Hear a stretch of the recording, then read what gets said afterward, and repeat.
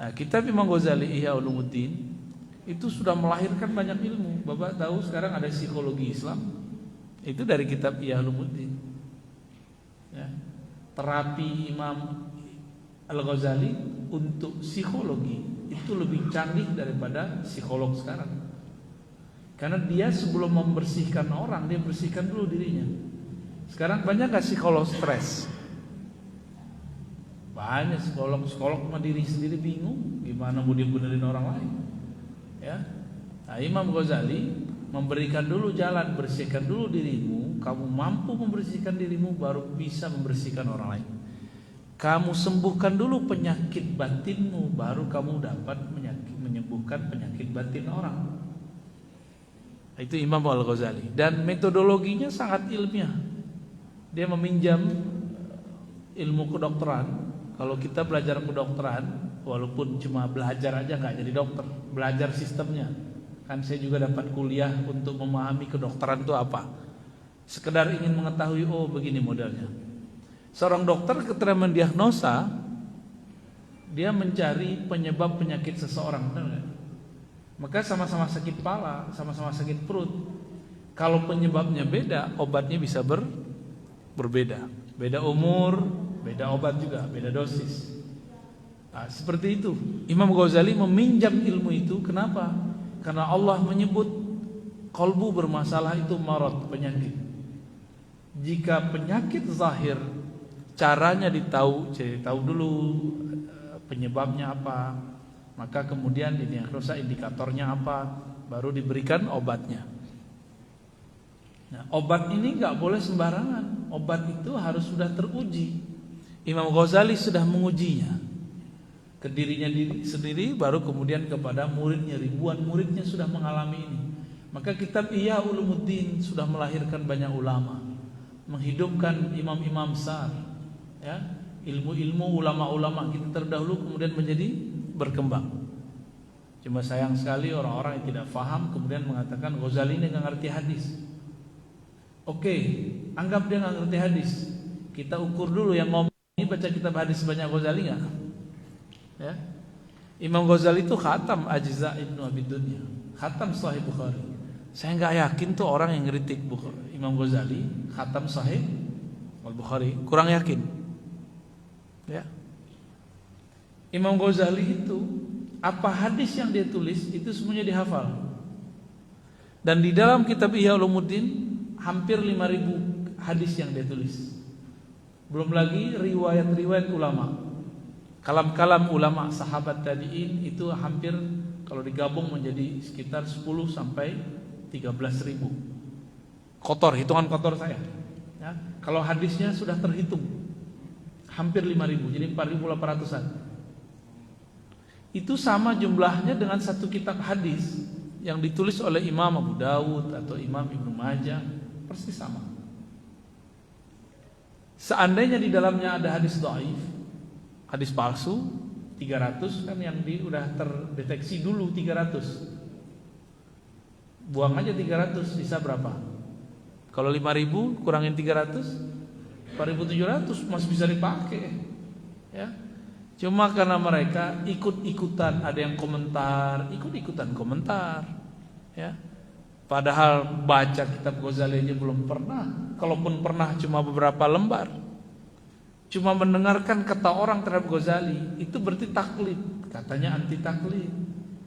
Kalau ingin mengerti Ghazali langsung baca kitabnya. Ya. Alhamdulillah saya dihidupkan Allah dalam tradisi yang mencintai kitab ulama. Dan ada Majmu' Rasail Imam Ghazali 7 juzu, 7 jilid. Tapi kemudian digabung jadi satu bundel. Alhamdulillah kita khatam dulu 2000 berapa ya? Waktu saya masih S1 alhamdulillah kita khatam 2006 lah. Nah, kemudian kita juga mengkaji kitab-kitab yang lain. Jadi Imam Ghazali ini pernah curhat mengenai perjalanan hidupnya, bahwa dia ini pindah-pindah aliran juga. Terakhir ketemulah ilmu kerohanian yang kemudian disebut tasawuf. Inilah ilmu yang menyembuhkan banyak penyakit orang. Penyakit kolbu, penyakit stres. Kalau penyakit badan ya datang ke dokter lah. Tapi kalau sholat nggak khusyuk bisa nggak datang ke dokter? Bisa nggak datang ke Ustadz Hafiz Quran? Jangan-jangan Ustadz Hafiz Quran juga nggak khusyuk sholatnya. Bisa nggak datang ke Kiai? Kiai juga nggak khusyuk sholatnya. Terus ke siapa datang?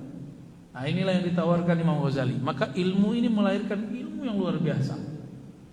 Tapi yang nggak paham ngomongnya apa? Ghazali mematikan ilmu agama. Nggak ngaca sebelum berbicara. Dia nggak sadar Salahuddin Al-Ayyubi itu merasa dirinya pengikut Ghazali. Muhammad Al-Fatih itu didikan seorang ulama yang merupakan pengikut ajaran Ghazali. Muhammad Al-Fatih,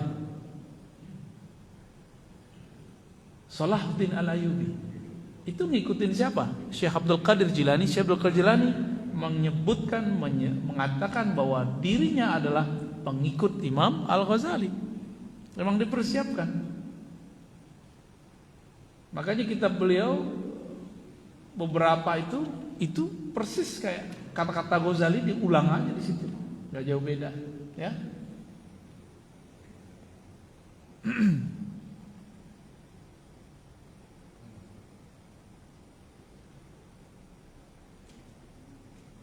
Oke. Kita mulai masuk saja ya. Mungkin ulasan tentang Ghazali sudah banyak saya sampaikan di luar. Silakan diikutin mungkin rekaman-rekamannya. Bismillahirrahmanirrahim. Sebelumnya kita kirimkan baca Al-Fatihah untuk baginda Nabi Muhammad SAW. Kemudian untuk pengarang kitab ini Imam Abu Hamid Al-Ghazali dan guru-guru kita yang sudah mengajazahkan, mengajarkan, dan untuk diri kita sendiri dan jamaah yang hadir. Al-Fatihah.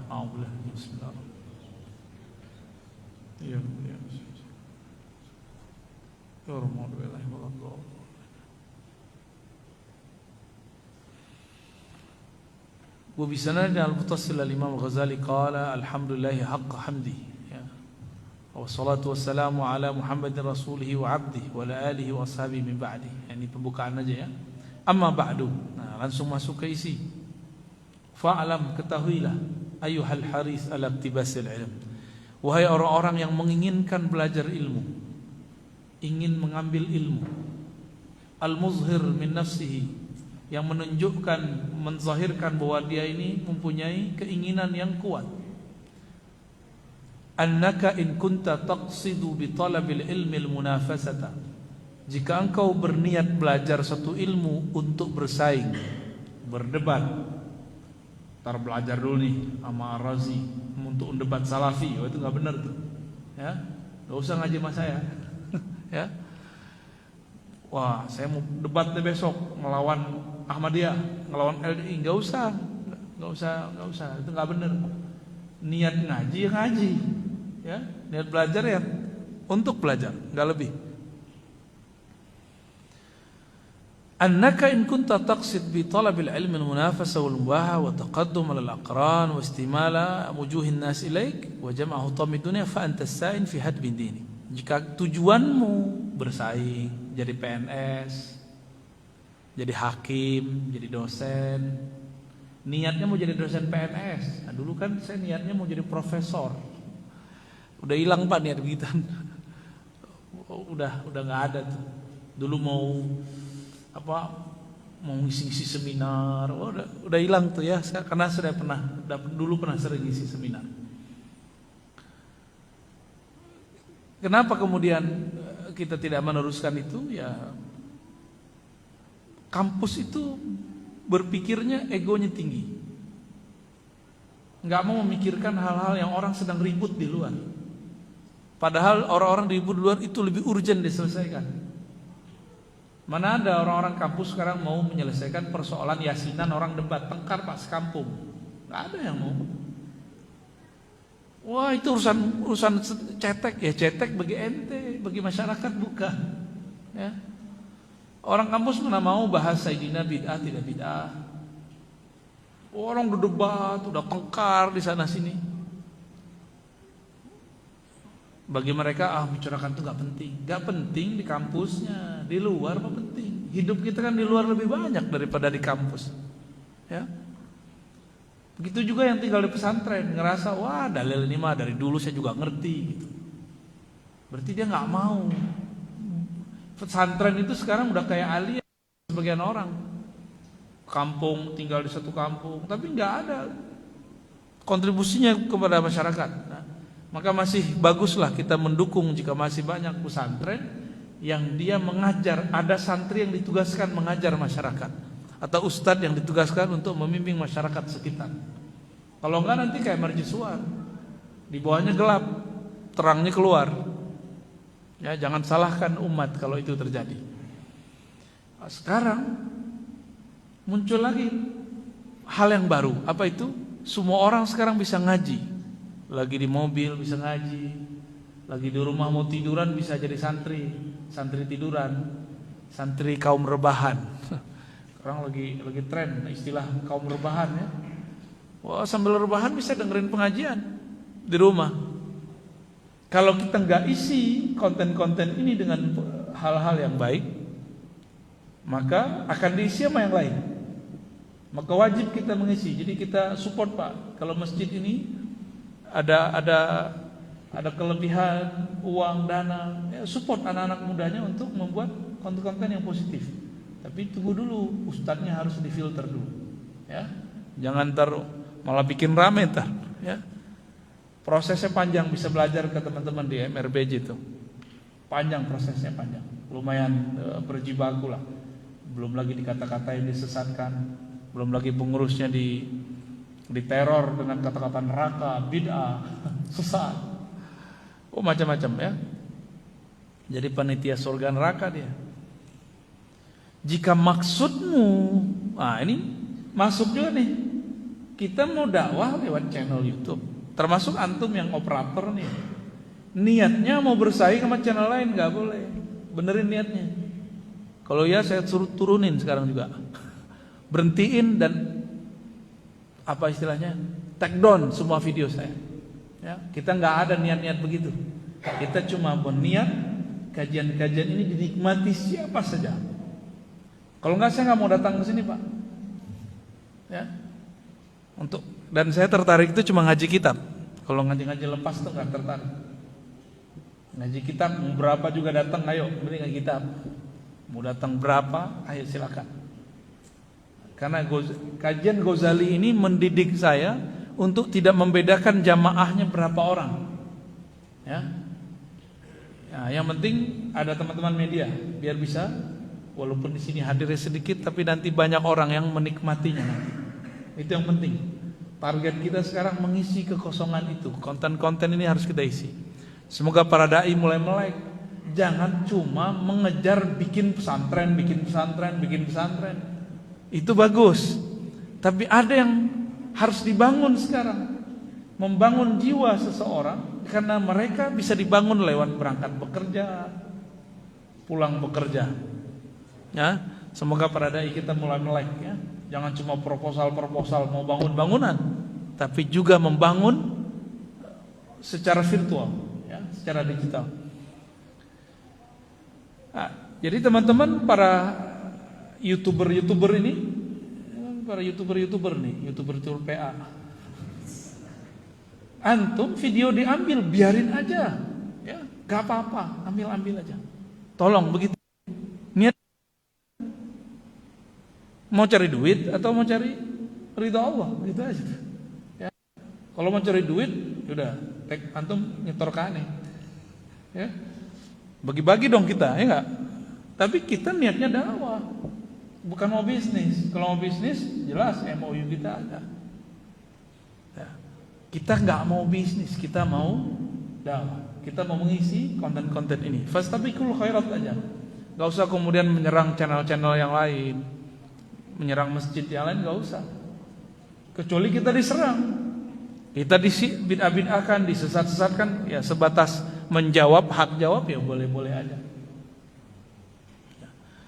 Wal mubahah, berbangga-bangga, berdebat-debat, wa taqaddum 'alal aqran, ya, biar terlihat lebih pinter daripada teman. Biar kalau ngomong agama tuh lebih keren gitu ya. Nah, kalau itu tujuanmu, apalagi kalau ustadz, istimalati wujuhin nas, untuk menarik perhatian orang supaya banyak pengikut, banyak follower sama, banyak viewer sama. Kalau niatnya untuk itu, fa anta sa'in fi hadmi dinik, kamu sedang bergerak menghancurkan agamamu sendiri, agamamu dirimu sendiri. Din bisa juga berarti akhlak. Engkau sedang menghancurkan akhlakmu sendiri, itu maksudnya. Wa ihlaki nafsik, bahkan engkau sedang menghancurkan jiwa. Jiwa kita yang hakiki nggak mau begitu. Ya. Wa bai'i akhiratika bidunya, dan menukar akhiratmu dengan dunia yang rendah. Nah, jadi beliau ini lagi ngomong tentang innamal a'malu bin niat. Nah, maka Bapak Ibu Saudara sahabat karena Allah, kita ngaji niatnya cuma satu, memperbaiki diri kita di sisi Allah Subhanahu wa taala.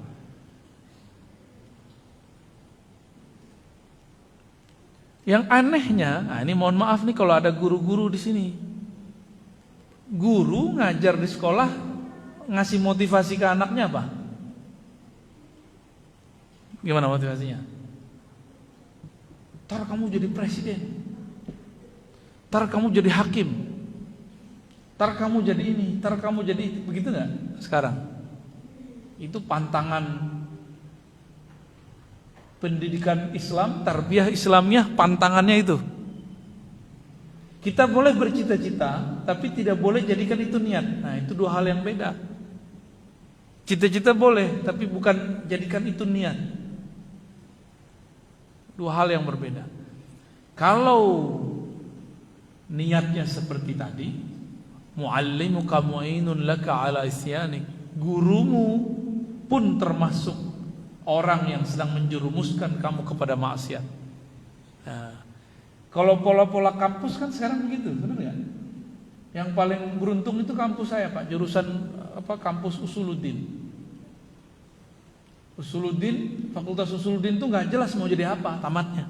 Yang satu lagi kalau di UIN tuh Fakultas Dirasat Islamiyah. Dirasat Islamiyah itu kurikulum Al-Azhar yang dibawa ke UIN.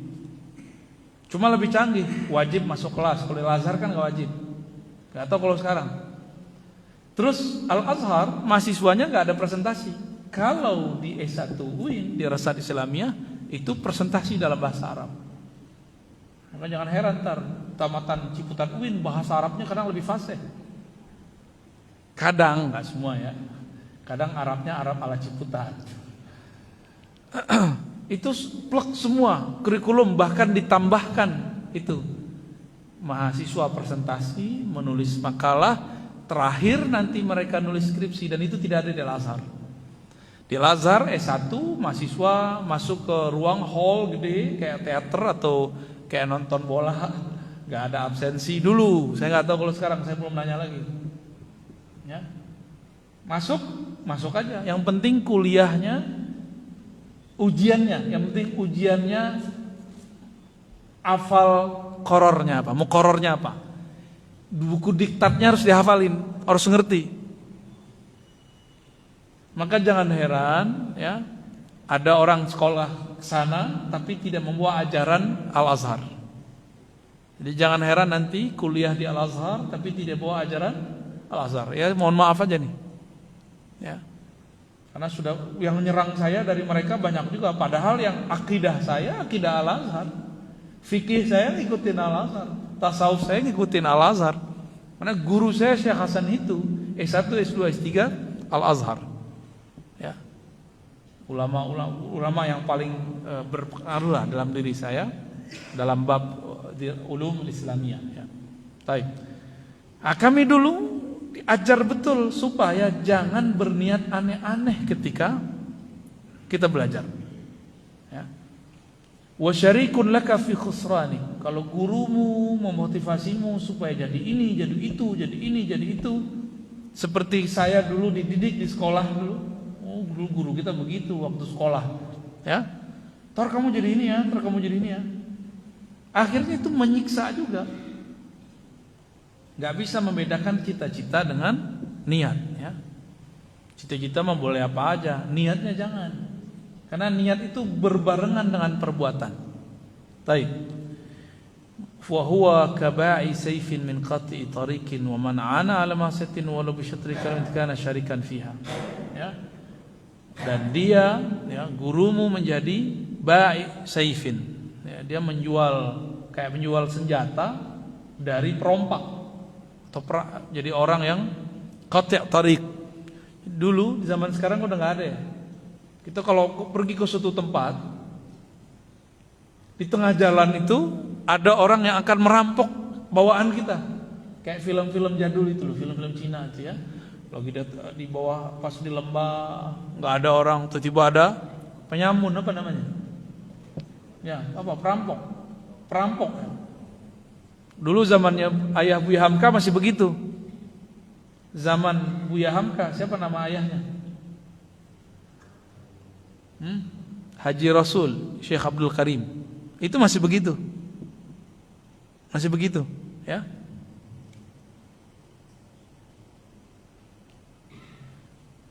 Jadi kalau kita mau mengambil ilmu agama, cari guru yang juga tulus. Maka dia akan menularkan ilmu plus ketulusannya. Jangan hanya cari orang pinter.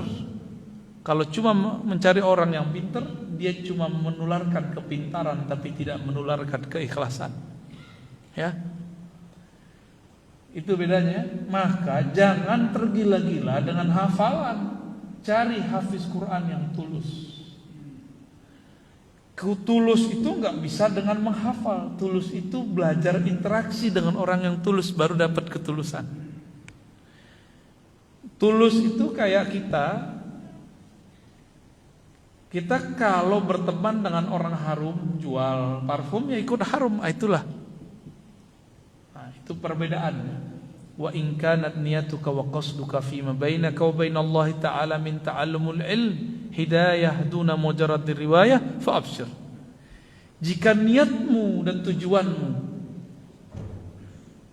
antaramu dan Allah niatnya adalah belajar untuk mendapatkan hidayah, bukan sekedar ingin ahli nanti hafalan, bisa nanti ikut lomba, suaranya bagus. Ini mohon maaf ya, dulu kita disuruh tuh sama orang tua kita, kamu latihan irama ya, kursus mujawwad namanya, munagham, baca Quran berirama, biar nanti itu kayak anak si Anu juara, terdapat duit berangkat gratis itu ya. Tapi biasanya orang-orang yang menjadikan Quran atau hadis atau ilmu sebagai jembatan, Allah kasih yang dia niatkan, tapi Allah tidak berikan keberkahan. Ya, antum coba aja tuh undang orang anak yang juara ya, juara internasional. Coba nggak sopan dikit sama dia, ngamuk-ngamuk dia. Ya. Coba kurangi dikit fee-nya, bisa ngamuk-ngamuk dia. Kecuali kolbunya benar. Ya. Gak tahu, siapa tahu ada yang benar, siapa tahu niatnya syiar. Baik. Ini kenapa depannya berisik mulu nih? Fi, muskilah? Hah?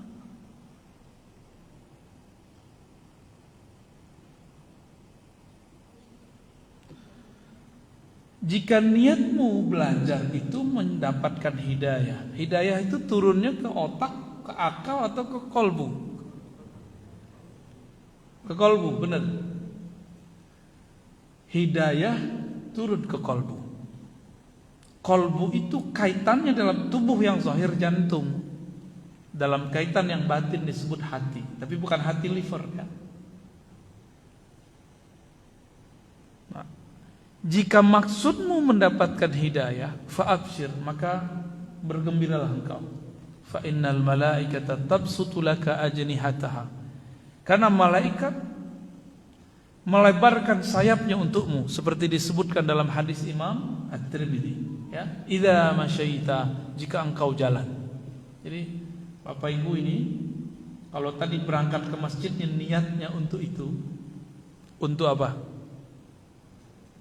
Untuk sholat plus ngaji, dapat 2 pahala udah. Pahala sholatnya, lalu pahala belajar. Ini kan kitab sudah ada terjemahannya, bisa dicari. Silakan cari ya. Udah ada tuh ya, penerbit Turos, ingat saya tuh, cari tuh kumpulan risalah Imam Ghazali, salah satunya ini. Sudah ada online-nya Pak, cari. Kita support teman-teman kita yang mau menerjemahkan kitab Imam Ghazali, karena dia nerjemahnya bagus. Kebetulan di situ ada mahasiswa-mahasiswa saya beberapa yang menerjemah. Terjemahannya bagus, silakan dicari. Karena buku terjemahan ini kan jelek-jelek. Nah, mereka lumayan serius. Dan ini agak prihatin karena beberapa penerbit keislaman sudah banyak yang hancur. Dulu ada Serambi, udah hancur Pak. Ya, hancur udah nggak ada sekarang. Semoga nanti muncul yang baru-baru nih. Nah, yang ada kita support ya. Saya support, begitu endorse saya nggak dapat kecuali bukunya dong Pak. Ya, kita sama-sama berjuang dengan mereka. Mereka berjuang untuk seperti itu, kita berjuang untuk mengajarkan isinya. Ya, semoga keberkahan kita dapati semua. Amin. Jika seseorang berniat benar dalam belajar, fa innal malaikata tabsutu laka ajnihataha. Malaikat akan mengembangkan sayapnya untuk melindungimu, untuk meridaimu. Idza masyita, jika engkau jalan berangkat dari rumahmu. Wa hitanal bahri tastaghfir lak idza sa'aita. Hitan, apa arti hitan?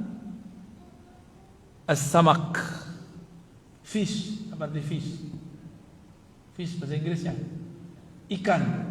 Ikan pun akan mendoakan ampunan bagimu jika engkau sedang sa'aita, engkau sedang berusaha ke tempat belajar. Jadi sekarang nih kita sadar atau tidak sadar malaikat sedang melebarkan sayapnya.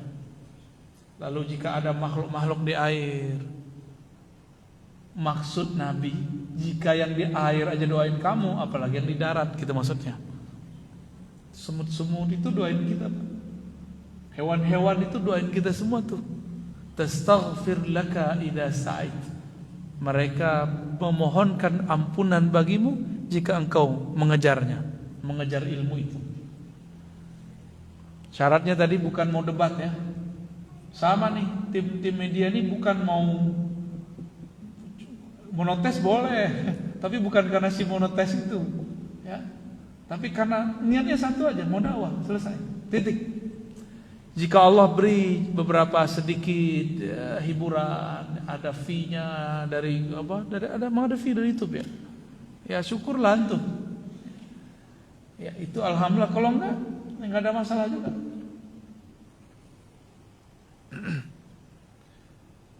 ولكن ينبغي لك أن تعلم قبل كل شيء أن الهداية التي هي ثمرة العلم لها بداية ونهاية وظاهر وباطن. Tapi kamu harus tahu, kata beliau, sebelum mempelajari tentang hidayah itu apa, yang merupakan buah dari ilmu. Jadi ilmu itu buahnya apa? Hidayah. Bukan nanti jadi PNS, jadi pengusaha, enggak. Buah daripada ilmu adalah hidayah. Hatinya tertata oleh hidayah Allah. Itu sebenarnya. Wala uthura ala batina illa ba'dal wukuf ala zahiriha, ya. Dia punya awalan, ada akhiran. Maka ditulis judul kitabnya Bidayatul Hidayah, permulaan dari hidayah. Berarti ada akhirnya enggak? Ada akhirnya. Dan dia ada zahir, ada batinnya, ya. Ada ilmu zahirnya, ada ilmu batinnya, ruhaninya. Untuk sampai kepada ujungnya harus dimulai dari pangkalnya. Supaya bisa assalamualaikum di akhir sholat dimulai dengan takbir. Bisa nggak langsung aja mulai assalamualaikum? Itu masuk rumah tuh ya. Baik. Maka beliau mengatakan, engkau tidak akan sampai ke ujungnya jika tidak memulai dari bidayahnya, awalnya. Tidak akan sampai ke batinnya kecuali memulai dari zahirnya. Nah, tapi ini disalahpahami oleh beberapa guru pengajar. Benerin dulu syariat ente, baru belajar hakikat. Nah, itu matahin namanya, enggak begitu ngomongnya. Itu perkataan saya udah dengar dari saya kecil. Dan orang yang sama ngomong yang sama. Sampai sekarang dia tidak pernah belajar ilmu kerohanian. Karena dia menganggap ilmu syariat itu terpisah daripada hakikat. Padahal itu nggak bisa. Ya, jadi kadang-kadang kalimat-kalimat begini nih bukan hadis Nabi tapi dipercaya banyak orang. Benerin dulu syariatnya untuk mendapatkan ilmu rohani, hakikat. Nggak mesti kita jadi ahli fikih dulu, jadi mufti dulu. Antum untuk khusyuk nggak perlu kemudian harus menjadi syekh dulu, nggak mesti. Cukup mengerti fardu ain. Fardu ain, tahu arti fardu ain? Kewajiban pribadi. Apa kewajiban pribadi kita? Kan banyak. Ini yang kita sebut fikih. Kalau sudah belajar ilmu fikih, mengerti fardu ain, mengerti halal haram, cukup segera beralih ke ilmu rohani. Gitu. Jangan lagi ngemel-ngemel begitu. Benerin dulu syariat itu. Kalau begitu kapan akan dapat khusyuknya? Ya? Kapan akan kolbunya benar? Apakah ilmu kolbu di luar syariat? Kan ilmu kolbu bagian dari syariat. Atau jangan-jangan dia nggak mengerti syariat itu apa? Nah, tolong berhentilah kalau ada kiai ngomong begitu ya, ustadz ngomong begitu. Ya. Jangan-jangan dia nggak ngerti batasan syariat, lingkupannya apa? Baik. Ya, kalimatnya 2 baris doang, tapi disalahpahami. Tidaklah sampai engkau kepada ujungnya kecuali dengan membaguskan awalnya. Tidak akan sampai kepada batinnya kecuali engkau menguasai zahirnya. Ya, bukan berarti beliau nyuruh kita jadi mufti. Dari mana saya tahu itu? Setelah beliau nulis kitab Ihya Ulumuddin. Di kitab Ihya Ulumuddin dan beberapa kitab risalah-risalah kecil beliau mengatakan, kamu belajar fikih juga bukan sebagai mufti, tidak perlu belajar kaidah-kaidah yang rumit. Cukup kiai ustaz aja. Ya bapak ini, ibu ini gak usah belajar lah hadis sahih, tidak sahih, itu cukup saya aja ngaji. Ya pusing nanti, ya, keriting tar rambutnya. Ini belum belajar aja udah keriting duluan nanti ya. Tar tambah banyak ubatnya. Cukup saya aja ya. Karena kami ngajinya dengan metode, ada metode sulit, ada metode mudah. Dua-duanya kita pakai. Untuk mengerti bagaimana nilai ilmu hadis, kami belajar dulu yang manualnya. Buka kitab, ketemu Syekh fulan, tanya ini, diskusi itu. Untuk satu hadis, sebulan kadang gak kelar. Setelah itu baru pakai metode sedang. Semuanya ada di perpus. Kita cari. Lalu ada metode yang paling ringan, ada aplikasi. Sebelum masuk ke aplikasi harus tahu dulu bagaimana sulitnya dulu orang-orang lama mencari satu nilai hadis. Sekarang kan enggak. Antum tinggal googling kan, langsung bisa tahu hadis. Dasar ahli hadis ya. Enak amat, emang begitu belajar hadis? Enggak begitu belajar hadis. Belajar hadis itu langsung didengar dari guru, dibaca dari awal, atau cuma ijazahan, itu ada lagi babnya. Lalu beliau mengatakan, saya akan tunjukkan kepadamu ya, apa yang disebut bidayatul hidayah. Kita sampai jam berapa nih pengurus? Ini baru setengah jam kan? Terus dulu ya.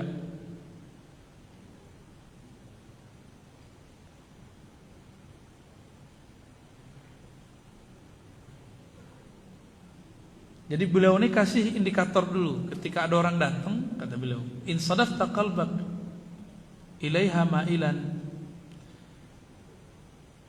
wa nafsaka biha mutawi'atan wa laha qabilatan fadunaka wa tatallu' ila nihayat wa taghallul ila biharil ulum wal mukashafat.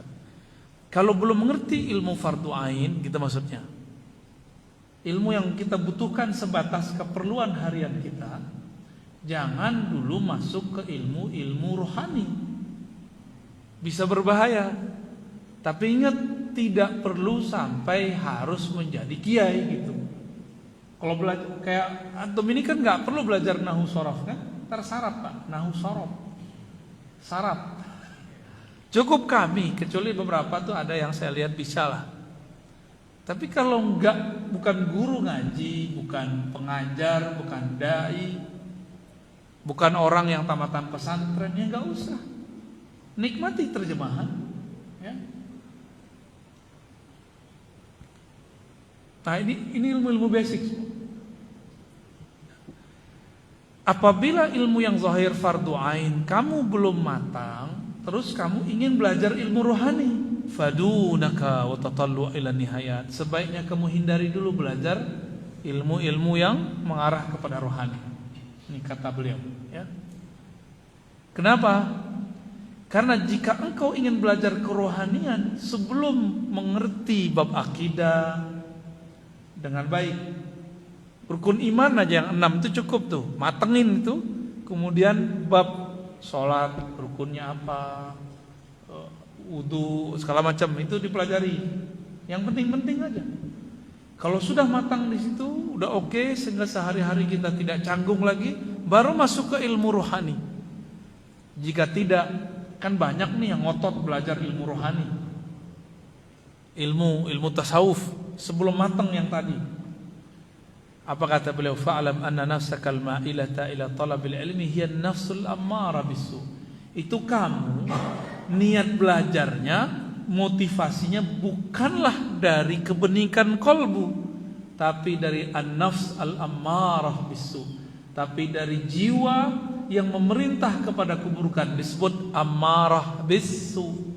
Ammarah yang banyak memerintah, bisu dengan keburukan-keburukan. Ini banyak nih sekarang. Lain lagi nih, minta talqin. Baru sekali ketemu minta talqin. Emang talqin obral? Enggak, ngaji aja dulu. Talqin mah gampang. Karena jika orang belajar ilmunya lebih kuat, udah ada kesadaran, kadang tanpa ditalqin pun dia sudah bertemu yang ahlinya. Tanpa disadari dia sudah ditalqin, tapi dia nggak nyadar. Banyak kawan-kawan saya itu udah saya talqin, tapi nggak nyadar dia, ya, nggak nyadar dia sudah talqin. Ya, dalam doa-doa itu kita talqin ya, doa terakhir waktu istighfar.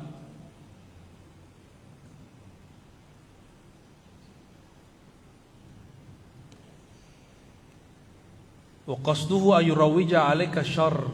Syaitan itu dialah yang menggerak, dialah yang membisikkan engkau. Liyudallika bihabli ghururi, liyudalliyaka bihabli ghururi, supaya menyampaikan engkau kepada tipuan-tipuannya. Fayasadrijaka bimakidatihi ila ghamratil halam. Lalu dia akan menyusup kepadamu, lalu menggerakkanmu, membisikkan kepadamu agar terjebak kepada kebinasaan. Wa qasduhu ayurawija 'alaika syarr. Tujuannya cuma satu, agar kamu terjebak pada keburukan. Fi ma'ridil khair, tapi penampilannya khair, penampilannya bagus. Ini banyak nih sekarang, ya. Nauzubillah min dzalik. Zahirnya belajar sunnah, tapi batinnya nyala-nyalain orang. Itu nggak benar. Kita sebelum nyalain orang, salahin dulu diri sendiri. Tujuan beragama kan membersihkan diri sendiri, baru orang lain. Ini dirinya belum benar, sombongnya belum sembuh, riaknya belum sembuh, udah ngata-ngatain orang. Kejahilannya belum sembuh, sudah kemudian menjahil-jahilkan orang. Hatta yulhiqka bi'akhsarina amala. Nah, kalau udah begitu, kamu nanti akan digiring oleh syaitan kepada kelompok yang paling merugi amalannya, tapi yahsabuna annahum yuhsinuna sun'a. Mereka mengira mereka lah orang yang berbuat baik. Mengira dia membangun umat, tapi dia menghancurkan isi masjid, ya. Bukan bangunannya dihancurkan, silaturahmi sesama saudara hancur. Dia mengira dia benar, tapi apa yang terjadi? Karena niat depannya apa tadi? Apa niat depannya tadi? Munafasah, bersaing, mubah, berbangga-bangga, berjidal, ya, debat. Coba aja lihat, Itu orang yang komentar-komentar nggak enak di sosial media, itu niatnya seperti ini semua. Imam Ghazali itu mau menyembuhkan mereka, tapi syaitan tidak pernah diam. Syaitan akan tarwij, akan waswaskan mereka supaya membenci Ghazali. Dipinjamlah lisan ulama yang di darahnya banyak mengalir syaitan. Ghazali nggak usah didengerin, Ghazali itu sesat. Bocah baru kemarin sore tobat udah berani bilang Imam Ghazali sesat. Imam Suyuti mengatakan ijma ulama bahwa Ghazali adalah pembaharu di abad ke-5 Hijriah. La ghair mardud, ghair muraddada, ya. Tidak ada khilaf di situ, enggak ada debat di situ. Baru anak kemarin sore baru tamat LCMA doktor, SAG MA baru kemarin sore. Masih syukur ada gelar akademik. Ini enggak pernah ada gelar akademik keagamaan. Berani ngata-ngatain Imam Ghazali. Berarti dia awal hijrahnya sudah enggak benar. Hijrah dia nyerang ulama. Gimana tuh? Enggak memperbaiki dirinya. Ya.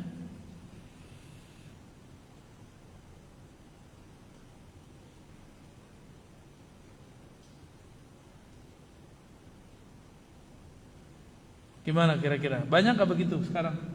Semoga kita terjaga semua ya dari itu. Saya pun gak selamat dari ini. Setiap hari akan ada godaan-godaan untuk itu. Dan kita berdoa bersama semoga Allah menjaga kita daripada ringan godaan-godaan syaitan. Apa kata Imam Ghazali? Wa inda dzalik, ketika kamu mengira kamu alal haq, kamu mengira kamu ahlus sunnah, kamu kira kamu menghancurkan bid'ah, menegakkan sunnah, yatlu alaika syaitan fadlal ilmi wa darajatal ulama. Syaitan akan membisikkan kepadamu keutamaan ilmu, derajat ulama, wa ma warra fi min al-akhbar wal athar, hadis-hadis mengenai itu. Kalau sekarang lain lagi, syaitan akan membisikkan ke dalam dirimu dalil-dalil mengenai sunnah, bid'ah, keutamaan ahli sunnah, kehancuran ahli bid'ah. Yang dia bacakan benar. Masih ingat enggak Nabi Adam? Nabi Adam ketika digoda oleh syaitan, itu bisikannya baik atau tidak? Syaitan itu merayunya dengan kasar atau dengan kelembutan? Kelembutan. Maka tidak ada namanya syaitan ngomong kasar. Ngomong kasar itu orang yang di dalam dirinya ada karakter hewan. Bisa bedain? Bisa bedain ya? Jadi kalau ada karakter hewan dalam dirinya, dia hijrah nih. Tapi karakter hewan ini belum dibenerin. Jika di dalam dirinya itu karakter hewan ternak, maka dia memandang orang yang berbeda dengan dia adalah orang-orang yang akan bersaing syahwatnya. Kalau ada ustadz muncul di wah itu dia cari duit tuh, gitu. Ngukur orang pakai duit. Dia tuh ceramah begitu tuh cari duit. Lain lagi tuh kalau yang sudah buas. Jadi karakter buasnya lebih dominan. Laknatullah. Itu ngomongnya ya. Bahkan bawa-bawa panitia surga. Kau bertanggung jawab di akhirat kelak. Kasarnya bukan main ya. Enggak jarang dibilang anjing. Ya. Itu makanan saya sehari-hari, Pak. Karena saya mengembangkan kitab Imam Ghazali ini, ajaran-ajaran imam-imam ini, setan bertubuh manusia. Bisa main gadget dia. Menyerang Imam Al-Ghazali. Imam Ghazali itu mau nyembuhin dia. Mau gak setan nih? Imam Ghazali lagi bocorin kerjaan setan. Ini yang kita sebut di kajian yang lalu ada namanya ma'rifat setan. Imam Ghazali mengerti ma'rifat setan itu. Dia buka di sini bahwa setan membacakan dalil-dalil. Setan itu bisa bacain dalil. Antum belum ada kan dia sudah ada. Setan hafal Quran bisa jadi. Ya. Wa yulhika an qaulihi sallallahu alaihi wasallam. Tapi sebanyak itu hadis yang dia bacakan, yang dia lupain yang lain. Biasa ditutupin. Man izdada ilman wa lam yazdad huda, lam yazdad minallahi illa bu'da. Siapa yang nambah ilmu tapi enggak nambah takut kepada Allah, nggak nambah hidayah, nggak nambah amal, nggak nambah tertata kolbunya. Ilmu nambah, kolbu tidak tertata. Ciri-cirinya apa? Suka cari kesalahan orang lain. Ini hati-hati. Suka menyalah-nyalahkan amal orang lain. Berarti kolbunya belum tertata. Kita sebelum nyalahin orang, mikir dulu sholat kita khusyuk apa enggak. Ya. Apalagi mau ngata-ngatain orang di luar. Sholat kita aja belum benar, kita baru belajar sholat, Pak. Ya. Ada yang tadi sholatnya ketemu Allah enggak? Di Quran orang khusyuk itu ketemu Allah. Mulaku Rabbi, bertemu Allah. Ada yang merasa bertemu Allah tadi? Enggak ya? Udahlah antum jangan sok dengan sholat begitu gak diterima. Tapi untungnya di ujungnya ada sholawat. Allah angkat karena sholawat itu. Syafaat Rasulullah Sallallahu Alaihi Wasallam. Kalau nggak ada sholawat itu dibuang itu sholat. Sholat kok ingat selain Allah ya kan? Sholat kok mempersiapkan ceramah. Banyak juga tuh ustadz begitu. Dia mau ceramah, sholat. Dalam sholatnya mempersiapkan dalil. Makanya saya sering sekali kalau safar itu saya nggak tahu temanya, Pak. Jarang saya tahu temanya. Biar lagi sholat nggak kepikiran. Karena sehari bisa 5, bisa 4, bisa 3. Kalau kita mikirin tema, kebawa ke dalam sholat. Orang-orang lemah kayak kita ini akhir zaman, seperti dikatakan oleh Abdullah bin Amr, awwalu ma yuqbadu qabla yaumil qiyamah al-khusyuk. Yang pertama dicabut sebelum hari kiamat terjadi, salah satunya adalah ilmu khusyuk. Ilmu khusyuk ini Ghazali yang ngajarin. Paham antum? Setan mau diam enggak? Mau diam enggak setan kalau ada orang mengajarkan kitab Imam Ghazali? Enggak bakal diam. Mau diamkah setan ketika kitab Ghazali mulai masyhur lagi? Enggak akan diam. Maka setan akan kumpulkan wali-walinya yang berupa dai-dai, ustad-ustad, orang-orang jamaah-jamaah yang kata-katanya pedas berani, lalu menyerang Imam Al-Ghazali. Maka antum jangan heran, yang ngeritik Ghazali, sekuku Ghazali aja belum sampai keilmuannya. Yang ngomong siapa nih? Dr. Muhammad Sair Ramadan Al-Buti, S1, S2, S3 Al-Azhar. Udah wafat 2013. Apa kata beliau? Kata Syekh Muhammad Sair Ramadan Al-Buti, saya berguru ke anaknya Syekh Taufik. Saya ini tidak lebih mulia daripada kuku buangan Imam Ghazali. Yang ngomong Syekh para masyaikh, gurunya para masyaikh di Suriah, di tanah Arab. Orang Yaman ngaji ke beliau, orang Suriah ngaji ke beliau, orang Libanon ngaji ke beliau, orang Irak ngaji ke beliau, orang Mesir ngaji ke beliau. Itu Syekh ngomong apa? Sekukunya Ghazali saya belum sampai. Itu beliau lagi nyindir anak-anak muda, bocah-bocah baru tamat S1, S2 atau baru doktor, terus belagu-belagu ngeritik Imam Ghazali. Kita juga nggak lebih-lebihin Ghazali kok. Ghazali juga manusia, pasti ada salah. Kan dia juga ngaku bahwa dia mengatakan bidoati fil hadis musjah. Cakrawala hadisku tidak dalam. Tapi setidak dalam Ghazali, bacaan kitab hadisnya masih lebih banyak daripada saya. Alhamdulillah kami diizinkan Allah mengkhatamkan 6 kitab hadis, ditambah kitab Muwatta 7 ya. Tambah kitab-kitab yang lain. Ini baru Jal Arba'in sama Riyadhus Shalihin lu berani aja. 3 Bulughul Maram, sampai sekarang belum khatam-khatam. Paling khatam cuma Arba'in, apal juga enggak. Ya, tahu dirilah. Ghazali itu semua hadis yang dia baca dihafal. Tapi dia tidak menguasai, dia sendiri mengakui, ilmu tentang kualitas perawi. Dia enggak menguasai itu. Maka Imam Zahabi mengatakan seandainya Ghazali lebih awal mengenal hadis, tentu ilmu hadisnya melewati kami semua. Maka yang jadi Ibnu Solah dia, yang jadi Bukhari dia barangkali. Seperti manzilahnya imam-imam tersebut ya. Inna asyaddan nasi 'adzaban yaumal qiyamah. Wah, ini untuk saya ini ya. Untuk teman-teman yang belajar ini. Orang yang paling banyak disiksa hari kiamat, alimun. Ini sindiran buat kita nih yang belajar, yang punya ilmu. Kalau emang punya ilmu.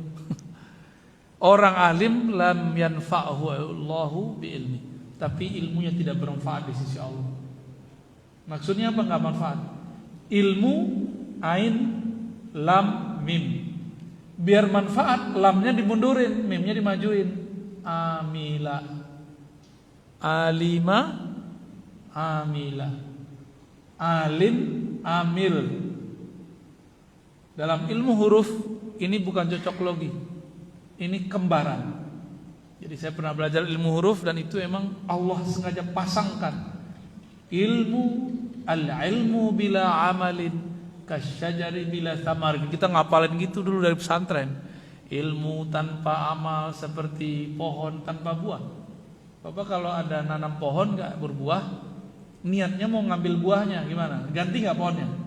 Ganti pohonnya. Ya. Jadi kita kalau belajar sesuatu tidak memfaedahkan sesuatu di dalam kolbu, ganti ilmunya, upgrade lagi. Mungkin kita belum berjodoh, ya, cari guru lagi, cari syekh lagi.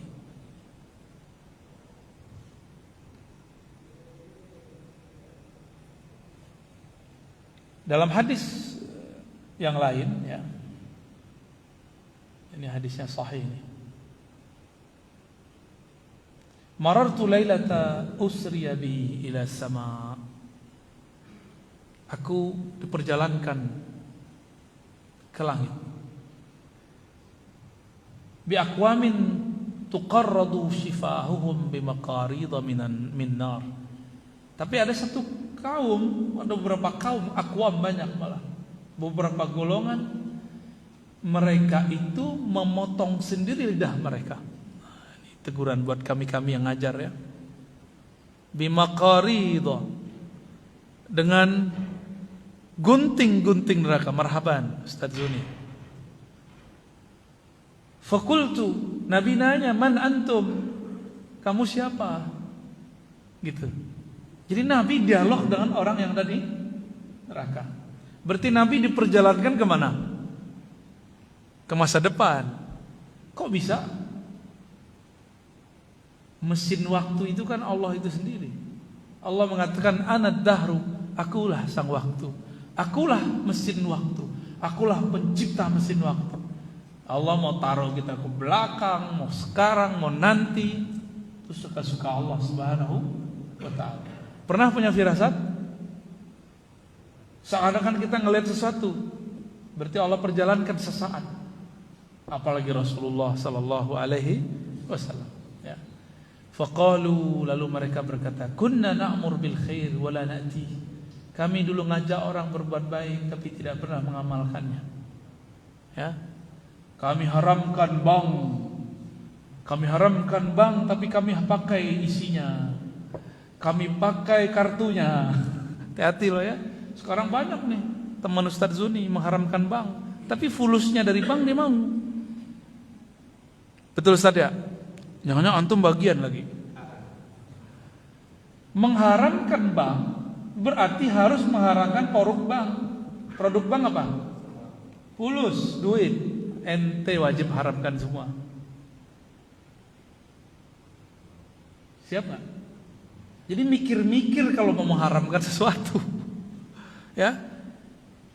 Mikir-mikir sebelum mengharamkan sesuatu. Bukan saya pro siapa, bukan. Saya enggak ada pro-pro, enggak ada untungnya kita pro ini itu. Saya bukan orang bank, saya bukan PNS, saya bukan pejabat. Saya ngomong begini saya enggak dibayar. Enggak ada mereka bayar. Kita berbicara real bahwa jika kita mengatakan sesuatu haram, maka konsekuensinya mengharamkan apapun yang muncul darinya. At-tabi' tabi'un. Ya. Itu kaidahnya. Apa arti at-tabi' tabi'un? Hukum sesuatu mengikuti sumbernya. Sumbernya haram, haram semua. Nah, antum melihat sekarang nih. Dia berfatwa karena dia punya komunitas. Apa namanya? Komunitas anti riba. Ternyata riba yang dimaksud bank. Saya mau tanya, ada nggak riba? bukan riba. Adakah bank di masa Rasulullah? Ada nggak? Beneran? Ada nggak bank? Kalau nggak ada, lalu yang diharamkan Nabi riba apa? Bank itu definisinya apa? Minjem-minjem. Salah itu. Bank itu penghubung antara yang menitipkan uang dengan yang meminjamkan uang. Itu salah satu definisi mereka. Ini mereka yang buat definisinya, bukan kita yang buat definisinya. Bank itu memproduksi, ya, kalau banknya bank sentral, ya, mereka pasti mengeluarkan nominal uang, baik bentuknya kertas ataupun digital sekarang. Benar kan? Bapak, saya minjam 5M ke Bapak sekarang. Saya bilang 10 tahun lagi saya bayar. Mau nggak Bapak saya bayar, saya balikin 5M lagi? Kenapa nggak mau, Pak?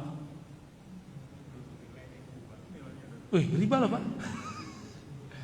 Kata kawan, kalau kita balikin duitnya nanti, balikinnya harus sama. Justru itulah yang riba. Kalau saya minjam ke Bapak 5M sekarang, 5 tahun lagi saya bayarnya 5M juga, itulah yang riba. Karena itu menguntungkan saya, tapi tidak menguntungkan Bapak. Benar gak? Karena 5M sekarang beda nilainya dengan 5M nanti. Ya gak usah jauh-jauh, Bapak haji dulu tahun berapa? Sebelum tahun 97 gak? Udah haji? Ada yang haji tahun 97? Masih murah tuh, masih 7 juta, 11 juta. 11 juta tahun 95 sama dengan 11 juta sekarang. Gimana? Iya, makanya orang dulu kalau berutang nilainya pakai emas, itu lebih aman. Ya, lebih aman. Berarti yang diharamkan Nabi itu ketika transaksinya tidak sama dalam nilai, bukan angka. Jangan gagal fokus. Nilai bukan angka. Beda gak nilai sama angka? Beda. Hal yang begini nih, jangan cuma mau nyenengin satu kelompok, kemudian kita ikut-ikutan mengharamkan yang gak jelas. Maka kalau saya boleh berbicara, ya, harus revisi itu fatwa-fatwa yang ada. Karena Darul Ifta Mesir sudah revisi 2003. Masa kita nggak revisi? Ya, harus revisi juga, Pak. Untungnya saya bukan anggota MUI, Pak. Jadi saya bisa ngomong sebebas ini. Ya, enak, rajulun hur, orang merdeka itu enak. Nggak ada beban ngomong apa-apa ya. Tapi ya sebebas saya ngomong begini ya seringan itu juga nyampe terhilang lagi, Pak, di telinga Bapak itu.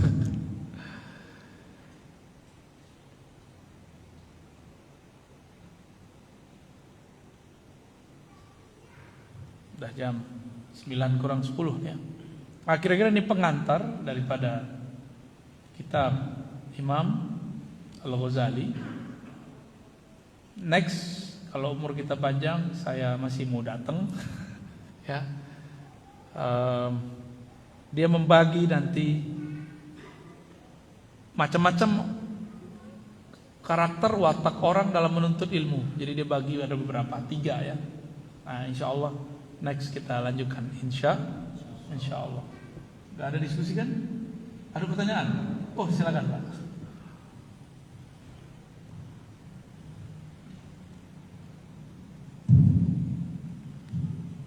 Assalamualaikum warahmatullahi wabarakatuh. Salam.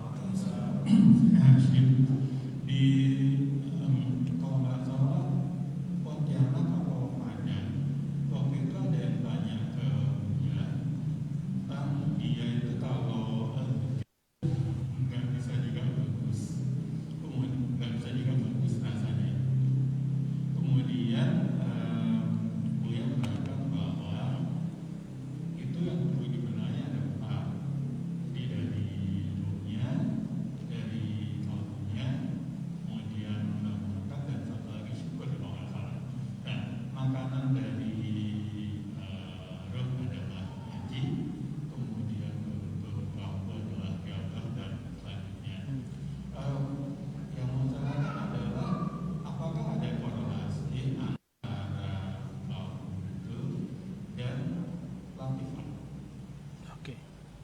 Baik.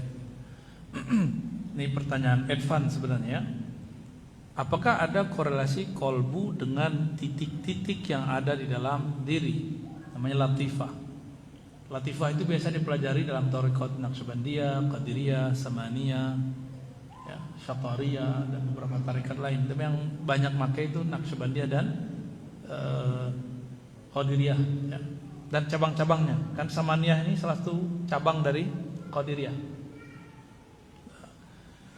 Di situ kalau orang-orang di luar agama kita mempunyai istilah namanya cakra, ya. Apalagi cakra, titik-titik halus itulah ya. Di dalam tradisi ahli zikir ada yang berbeda dengan cakra, namanya latifah. Latifah itu artinya titik halus di dalam diri. Cuma latifah yang 7, ada 7 latifah yang masyhur, itu berkaitan dengan nafs, jiwa. Kalaupun disebut kolbu, itu kolbunya jiwa. Disebut ruh, ruhnya jiwa. Disebut sir, sirnya jiwa. Khafinya jiwa. Dan semuanya. Adapun kolbu, dia lebih di dalam lagi, ya. Dulu saya mengira bahwa latifah yang 7 itu sudah inti dari manusia. Ternyata baru awal masuk ke alam rohani, ya. Ini yang menarik, di UIN itu ada profesor psikologi Islam. Kedua apa yang pertama beliau itu, ya, guru saya, Profesor Abdul Mujib, ya. Beliau ini salah satu cara beliau mempelajari psikologi Islam itu lewat latifah itu, Pak.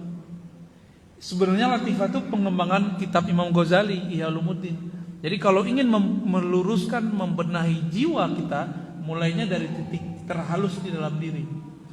Ada titik halus yang berkaitan dengan jantung, disebut kolbu, latifah kolbiyah. Ada yang dengan nafas, disebut ruh, latifah ruhiyah. Dan di setiap itu ada karakter. Nah, tapi karakter ini meskipun sudah dibenerin dengan zikir, dia harus ditaklimkan. Itu sebabnya jangan heran, mohon maaf, ada orang tarekat, orang suluk, khalwat, sudah berzikir, belajar kemana-mana, karakternya belum berubah. Zikirnya kenceng, songongnya gak berkurang. Berarti dia taklimnya kurang. Dia cuma riyadhah doang. Nah, ingat, ngurangin makan, ngurangin tidur, itu nafs jiwa. Menyebut nama Allah itu tembusnya ke kolbu. Kita kalau zikiran, maka ini dipadu. Mau zikiran ngelawan males gak? Ngelawan ngantuk gak? Ngelawan semua.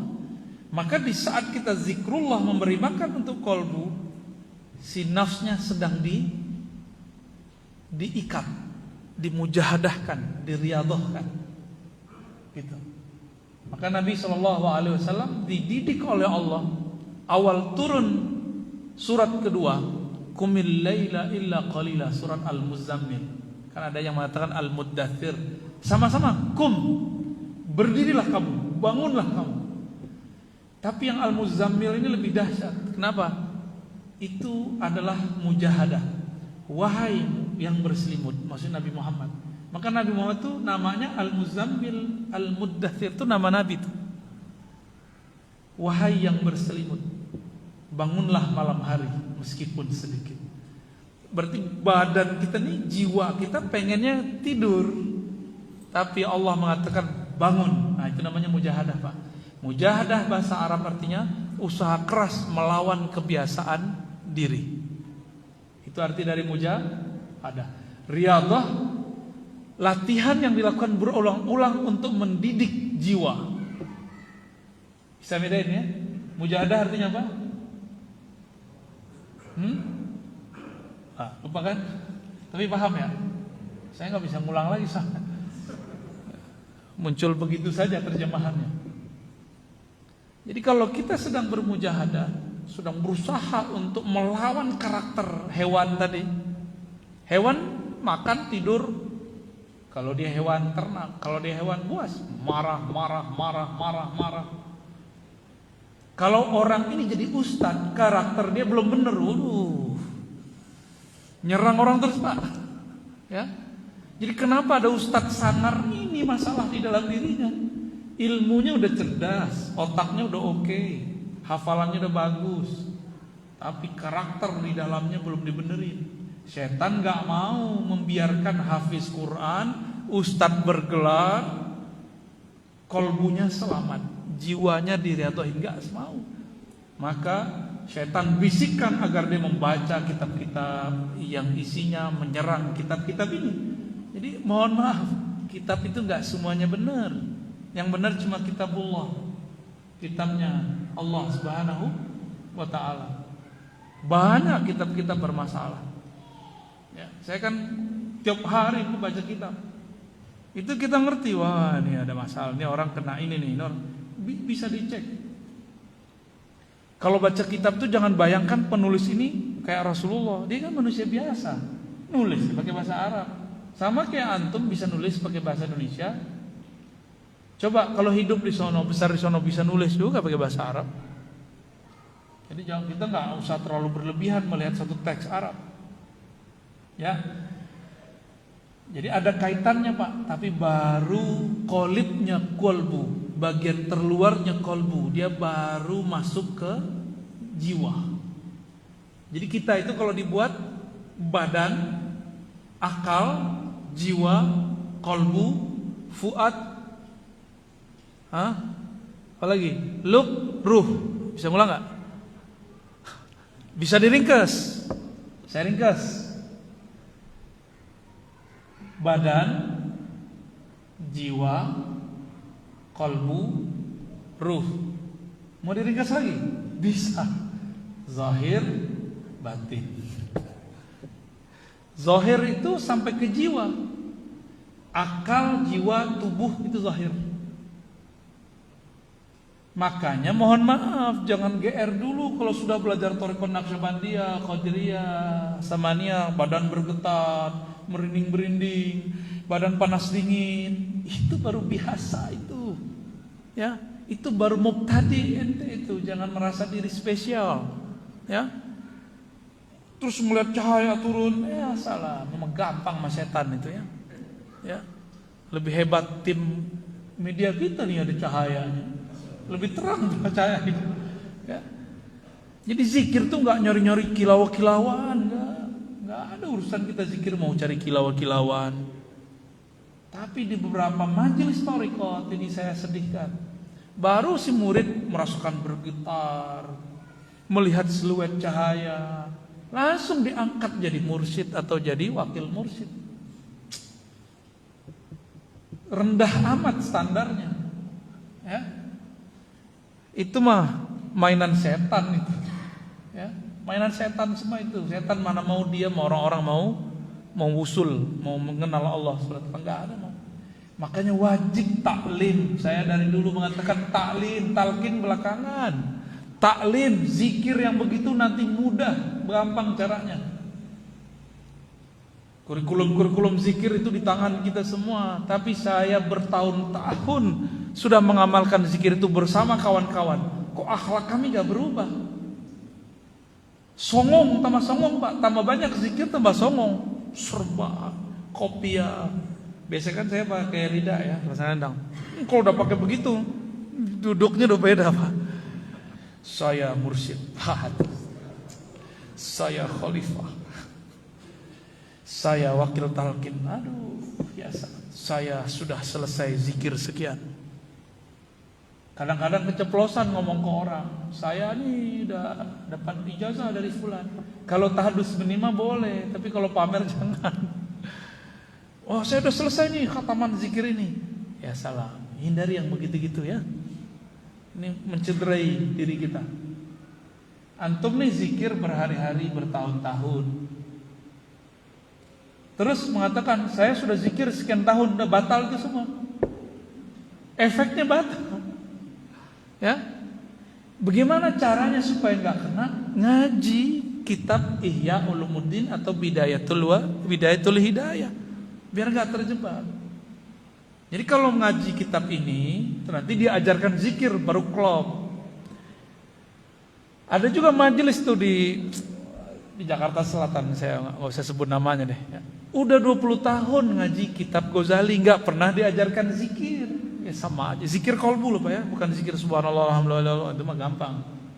Lewat YouTube beres, ya. Lewat MP3 bisa. Zikir membimbing kolbu untuk bisa menyebut nama Allah. Itu dari bapak ibunya masih zaman gadis sampai sekarang udah beruban, nggak pernah diajarin zikir. Akhirnya mereka kalau disebut zikir itu enak tuh bingung, enaknya apa sih? Nah, insya Allah kita akan berusaha ke depan menggabungkan taklim ngaji dengan zikir. Insya Allah supaya lebih balance ya. Jadi zikir itu ada kesadaran, taklim itu ada nikmatnya. Kalau taklim dibarengi zikir, taklimnya ringan. Zikir dibarengi taklim, maka zikirnya menjadi ikhlas dan tulus kepada Allah Subhanahu wa taala. 9 Pak udah ya. Saya habis ini mau ke KJD nih. Tapi enggak tahu hujan ya. Ya kali nanti berhenti ya enggak. Baik Bapak Ibu, tidak usah kita salaman ya. Katanya masih corona ya. Kayaknya orang kompleks ini masih taat banget ya. Ya enggak apa-apa lah. Tapi jangan takut-takut aman, antum rame di mall tapi kok enggak rame di masjid. Kan lucu itu. Kalau mau prokes semuanya, ya enggak? Kawan-kawan ini kadang-kadang enggak adil. Kita antri-antri di luar, di sini enggak mau antri nuntut ilmu. Antri beli makanan, enggak mau antri ngasih makanan buat rohani. Betapa tidak adilnya kita terhadap diri sendiri. Semoga Allah memberikan keadilan itu. Amin ya rabbal alamin. Sallallahu alaihi wasallam. Muhammad. Assalamualaikum warahmatullahi wabarakatuh.